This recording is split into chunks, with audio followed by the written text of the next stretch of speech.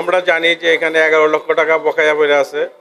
এরা 11 লক্ষ টাকা দোকান মালিক সমিতির সাথে নিয়ে দিচ্ছে না। মানে ভাড়া দেয়নি। হ্যাঁ, ওরা ভাড়াটা দিচ্ছে না।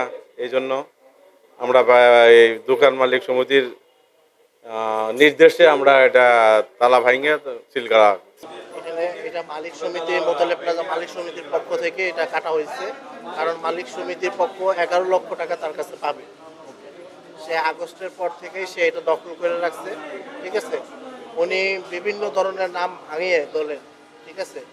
মানে সে এটা দখল মানে তার মার্কেটে ঢোকার মানে একান্ত ব্যক্তিত্ব হলো মানে পার্কিংটা দখল, মানে এই গোডাউনটা দখল করার তার মানে মানে তার মানে যে নিয় ইয়াটা মানে তার হলো যে গোডাউনটা সে মানে দখল করে রাখতো। এটা ছিল প্রথমে আরো মানে ফ্যাসিস্ট আমলে যখন মানে যারা করতো তারা তো চলেই গেছে 5ই আগস্টের পরে, তখন সে আইসা এটা দখল করছে। বাচ্চু মোল্লা আইসা এটা দখল করছে, ঠিক আছে। তো সে এই পর্যন্ত প্রায় 2 বছর হয়ে গেছে, কোনো ভাড়া দেয় না, ঠিক আছে। প্রায় সমিতি মালিক সমিতি মোতালেব প্লাজা মালিক সমিতি প্রায় 11 লক্ষ টাকার উপরে তার কাছে ভাড়া পাবে। তারে আমি এ পর্যন্ত 7বার নোটিশ দিছি, সে কোনো অ্যাপ্রুভও করেনি, চিঠির কোনো মানে সে কোনো মানে কোনো কথার কোনো গ্রহণযোগ্যতাই সে দেয়নি, মানে কোনো পাত্তাই দেয়নি সে। এবং সে কিন্তু বিএনপির একজন বহিষ্কৃত নেতাও সে, ঠিক আছে। সে নানান রকমের আওয়ামী লীগের আমলেও সে নাম ভাঙিয়ে চলছে, এখনও সে নাম ভাঙিয়ে এগুলো করতেছে। আজকে মোতালেব প্লাজা মালিক সমিতির পক্ষ থেকে আমাদেরকে বলা হয়েছে, যার কারণে তার গোডাউন তালা কেটে আমরা সিজ করি মালগুলো। আমি এখানে জয়েন করেছি চলতি মাসের 1 তারিখে জয়েন করার পর আমি কোম্পানির এই প্লাজার মোতালিব প্লাজার দায়িত্ব বুঝে নিচ্ছি। মোতালিব প্লাজায় আজকে আমার ডিউটি চলাকালীন সময়ে আমার মালিক সমিতির পক্ষ থেকে আদেশ হয়ে আসে আমরা যেন সকলের উপস্থিতিতে এই গোডাউনটা পূর্বের তালা ভেঙে দিয়ে নতুন তালা লাগিয়ে সিলগালা করে দিই, এবং আমাকে বলা হয়েছে একটা সিজার লিস্ট করার জন্য। সেই মোতাবেক আমি সিজার লিস্টটা করেছি এবং আপনাদের উপস্থিতিতে আমি এই গোডাউনের তালা ভাঙা হয়েছে এবং সিজার লিস্ট করার পর আবার গোডাউনের তালা মারা হয়েছে। এই পর্যন্ত আমার কার্যক্রম।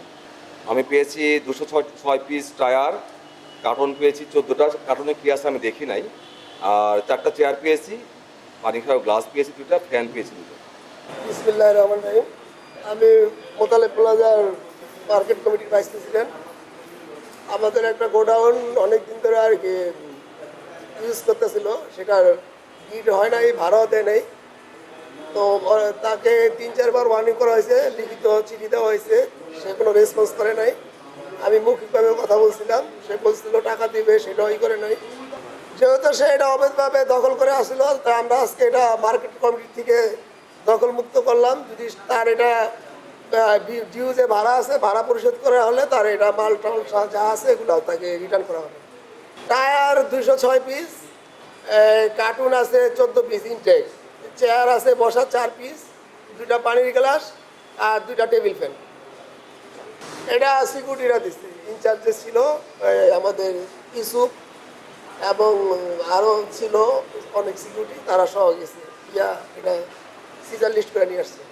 না, তাতে আজকে যে সিল করা হয়েছে এটা জানে না, বাট তাকে চিঠি দেওয়া হয়েছে 3-4 বার অফিসিয়ালি।